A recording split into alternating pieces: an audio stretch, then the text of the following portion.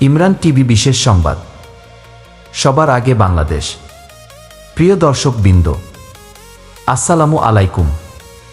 গণপ্রজাতন্ত্রী বাংলাদেশের 23তম রাষ্ট্রপতি নির্বাচনে বাংলাদেশ জাতীয়তাবাদী দল বিএনপির মনোনীত প্রার্থী হিসেবে মির্জা ফখরুল ইসলাম আলমগীর আনুষ্ঠানিকভাবে মনোনয়ন গ্রহণ করেছেন। দেশের রাজনৈতিক অঙ্গনে এ ঘটনাকে অত্যন্ত গুরুত্বপূর্ণ হিসেবে দেখা হচ্ছে।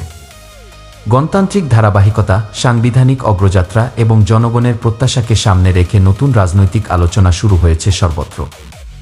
ইমরান টিভির পক্ষ থেকে জানাই আন্তরিক শুভেচ্ছা ও শুভকামনা। আল্লাহ তাআলা বাংলাদেশকে শান্তি, স্থিতিশীলতা ও সমৃদ্ধির পথে এগিয়ে নিন, ইনশাআল্লাহ। ইমরান টিভি, সবার আগে বাংলাদেশ।